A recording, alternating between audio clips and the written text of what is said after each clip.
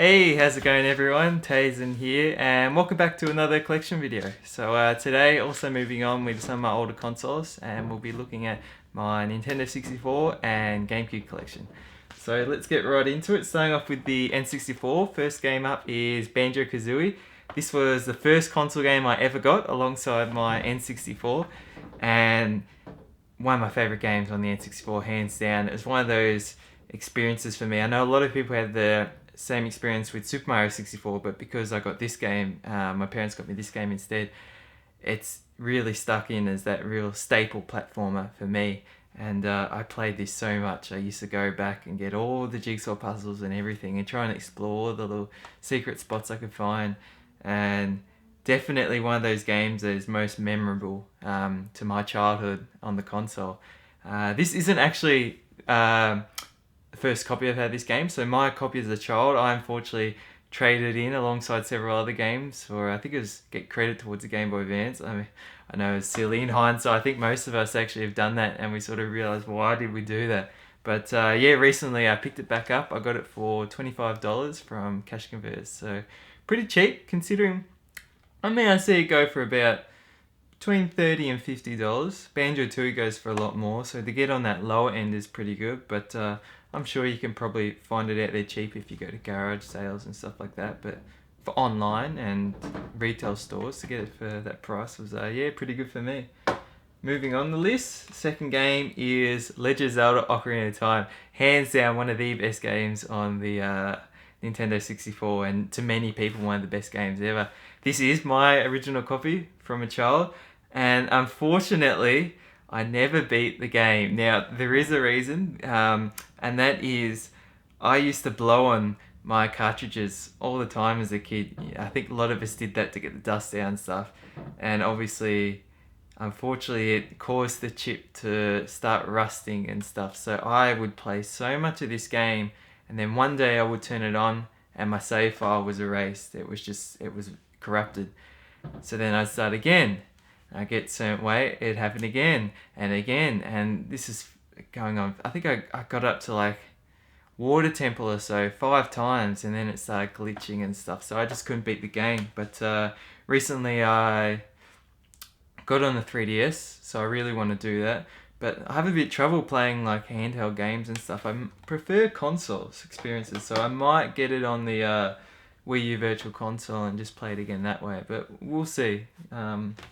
So yeah, moving next on the list, Star Wars Shadows of the Empire. I recently got this game for $12 from Cash Converters as well, and I played this game a lot as a kid. So this is one of the games that I used to borrow from a friend of mine, and I'd play through, and I absolutely loved that game because this is, I think this was a launch title for the N64. So for me, it was like one of my first Star Wars experiences on the console. I played like Rebel Assault and stuff on the computer.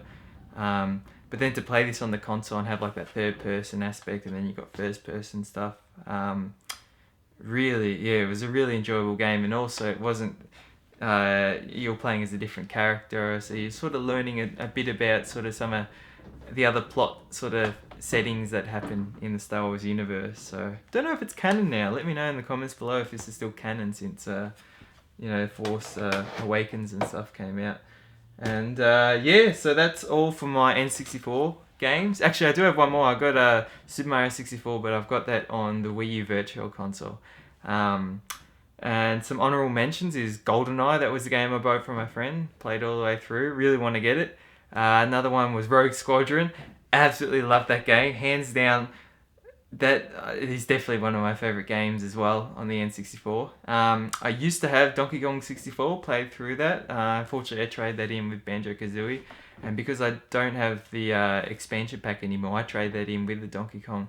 So if I were to get it back, I can't play it because there is some glitch where you need the expansion pack. But I can always get it on the Wii U Virtual Console and play it there. So yeah, moving on to my GameCube collection. First up is Final Fantasy Crystal Chronicles. As a big Final Fantasy lover and collector, I had to add this to my collection. So I haven't played it yet, but definitely one to play down the track. Next up, The Legend of Zelda Winwaker. Now this is the limited edition, so it's got the bonus disc with Ocarina of Time and Ocarina of Time Master Quest. And going back to Winwaker, this game, I remember getting it. So I only got a GameCube, I think it was like 2010. A friend gave it to me. So if you're watching, Stubbs, thank you, man. And this game, he lent me the game first, not this copy, his own copy. And I just played through it like that. I absolutely loved it. And so then afterwards, when I gave him back the actual game, I had to pick this up. And I wanted to make sure I got the limited edition because of the issues I have with my N64 Ocarina of Time. I wanted to get on the GameCube. And also, you know, there's the Master Quest and stuff, so I thought, you know, if I ever do play it on the GameCube, there's that extra challenge. So, yeah, that is Legend of Zelda Wind Waker. And moving on, Legend of Zelda Twilight Princess. Another awesome game and quite dark. I mean, I like that I feel like it's an evolution from Ocarina of Time. You know, we had the Wind Waker, which was quite a different experience. You know, it was very bright and colourful, and the atmosphere was different. You know, obviously you're on an ocean sort of world, and then to have this, it was like a return to that game that everyone wanted to see a true sequel to. This is Ocarina of Time, excluding Majora's Mask, but a true, like, you know, Zelda, Link and Ganondorf whole sort of battle again. And I'm so glad that this is coming out on the virtual, not the virtual console, it's coming out on Wii U, or you could say it's coming out on Wii U digitally, but also physically in the HD remake. So I've already pre-ordered that with the Wolf Link amiibo. Day one, I'm just going to start playing and go straight through it. So I'm glad they've fixed some things and they've added additions. I just really hope that they've made changes to the boss fights to make them...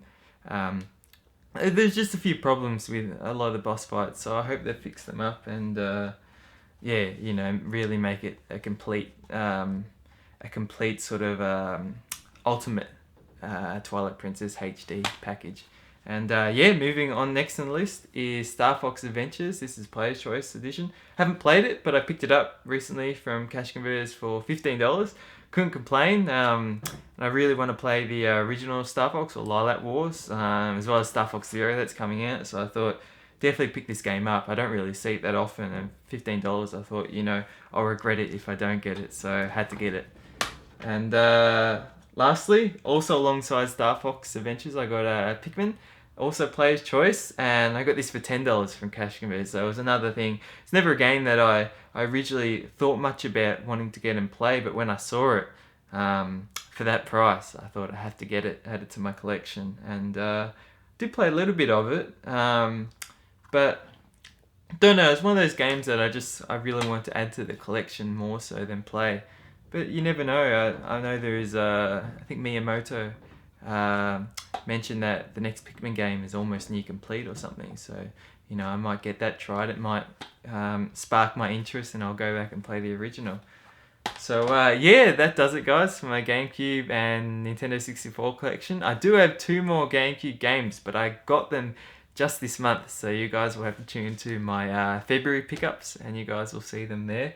But definitely 2 awesome games that I've really been looking at for a long time, so I'm really glad to have them. But yeah, let me know your thoughts in the comment section below. You know, maybe you guys have some of these games and played through them. Maybe there's some of these games that you'd hope that they sort of do a remake or HD remaster of. I know there's definitely some games there that I'd like to see remastered.